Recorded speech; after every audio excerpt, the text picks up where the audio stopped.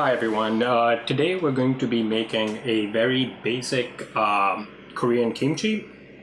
For this we're going to use one cabbage. This one's about 3 pounds. I'm going to use 1 pound of this cabbage for this project.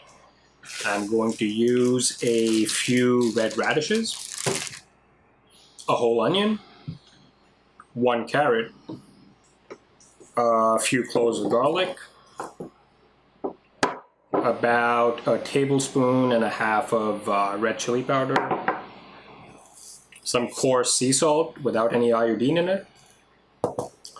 For the actual fermentation itself, we're going to be using this mason jar. It's a wide mouth mason jar. You can get these anywhere. You can buy them online if you need to. They're not particularly expensive.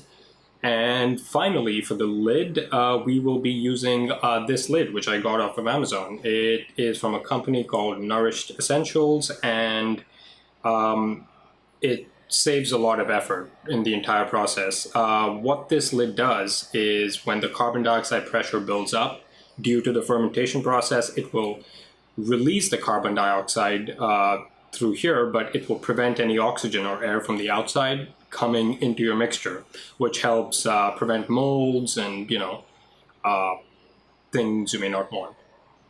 The way I like to clean my mason jars is with a little bit of soap and water, and I rinse them out thoroughly, and then I use a little bit of vinegar, which I swill inside to get any of the remnants I may have missed. Next, coarsely chop all of your vegetables.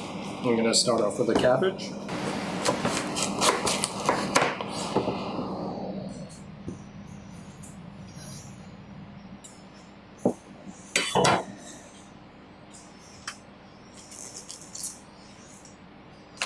Get rid of a couple of these outer leaves. Next, I'm going to coarsely chop them.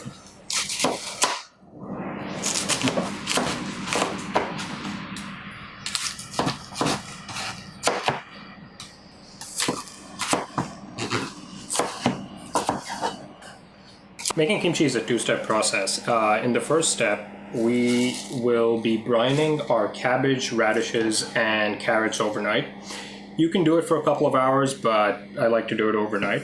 And then we will come back and add the rest of our spices, the ginger, the garlic, right before we pack all of it into our container and set it down for fermenting. So you can just chop your radishes into thin slices.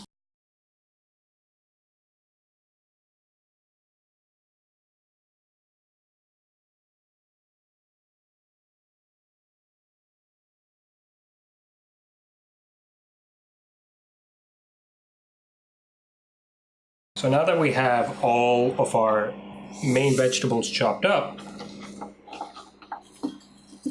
I like to give them a quick rinse before I start brining them.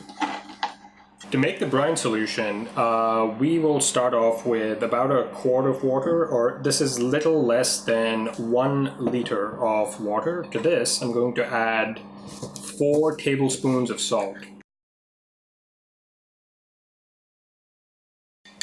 Mix this thoroughly until the salt is dissolved. This needs to be nice and salty, so if you think you need more salt, go ahead and add it. So once you have your brine solution, I move the brine solution from this into another container. I will start putting all the vegetables into the jar. Really pack them in. Try and get as much in there as you possibly can, while leaving a good amount of room at the top. Like, you want to leave about 1.5 to 2 inches of room on the top of the jar. So let's go ahead and put these vegetables in. Let's do a little at a time. Once we have all of the vegetables packed in, let's try and push them down a little bit more. We will add the brine solution we made earlier into this. Packing the vegetables in first and putting the brine solution afterwards helps prevent, the brine from spilling out. I'm going to push it all the way to the top.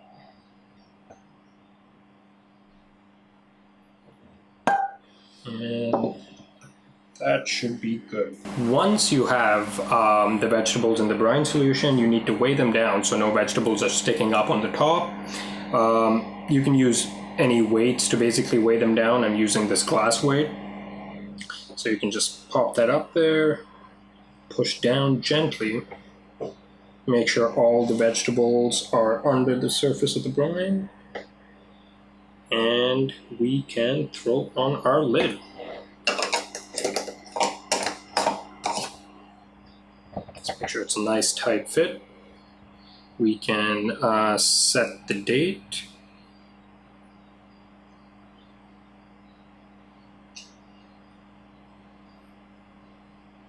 And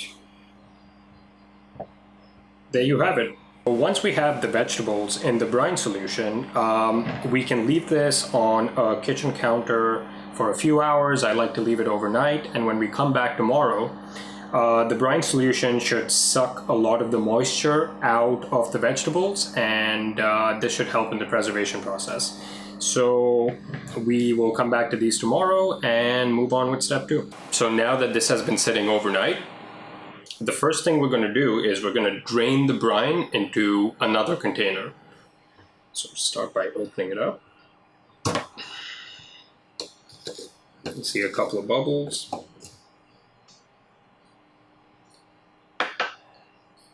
And I'm just going to use the weight to transfer this. Now that we've drained the brine, it's time for step 2. So now we chop up our onions and our garlic, and we add in our chili powder. Just start by chopping up the onions.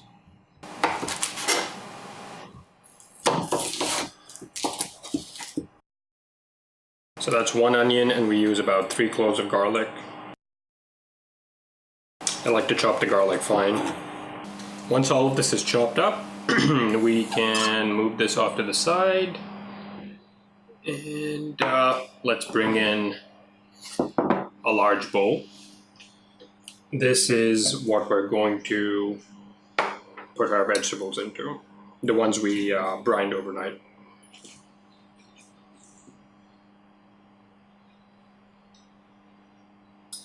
Let's get all of them out from the inside. You can use your fingers, make sure you've washed your hands before doing this.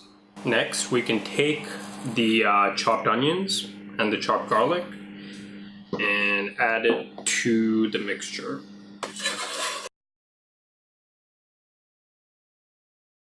To this, I'm also going to add about a tablespoon and a half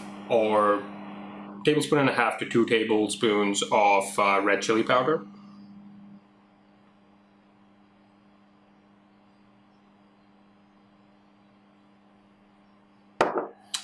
And thoroughly mix this in with your hands.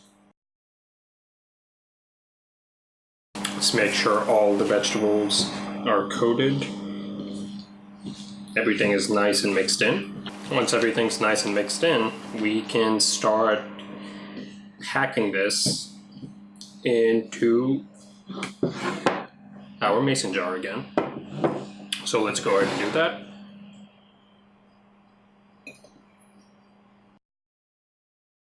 A little at a time. Make sure it's nice and packed down.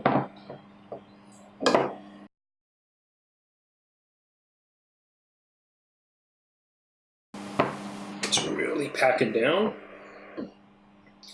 You want the vegetables to ferment in their own juices and a little bit of brine. Let's get the last of the vegetables in there.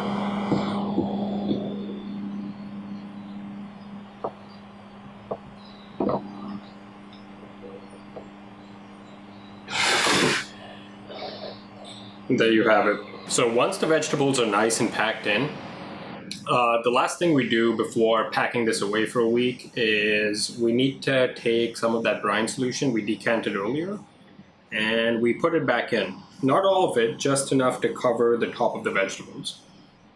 So you can see the brine basically at the top, and once we have this, we can use our weight to push this down. Make sure the brine covers all of it. And then finally, we put on our lid. Make sure it's nice and tight. Set the date to today's date. And now we let this sit on a counter for about a week or so, and then you can pop it into the fridge. Make sure you leave this out on the counter, not in direct sunlight. I don't like to leave it in the dark either. I just usually leave them on the kitchen counter or on top of the fridge. So we will come back in a week and let's see how this turns out. This has now been sitting for about a week on my kitchen counter, and I checked in with it periodically, and it seems like the fermentation process went great. I could see bubbles. I could see a lot of bubbles about 3 days in, and it has sort of dropped off about in the last day or so. Over the last week, what has happened is the lactobacillus bacteria that's naturally present in on the surface of most vegetables processed the naturally occurring sugar in these vegetables and converted them to lactic acid. What this should do is this should give the kimchi a tangy or sour flavor. So without any further ado, this jar has not been opened for the last 7 days, and I am going to open it right now. All right. That's a tight fit. Just a slight hiss.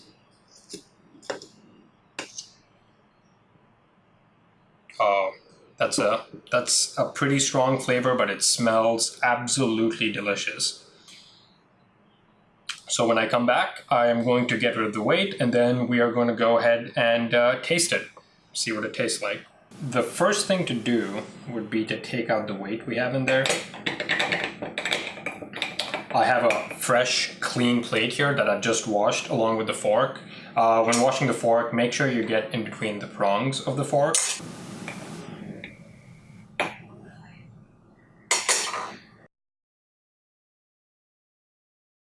All right, let's go ahead and taste this. I'm going to start with a little piece of the cabbage.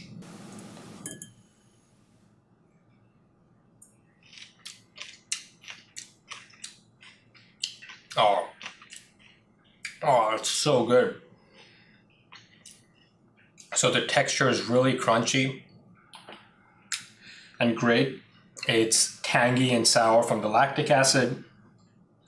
You can really taste the garlic and the red chili coming through.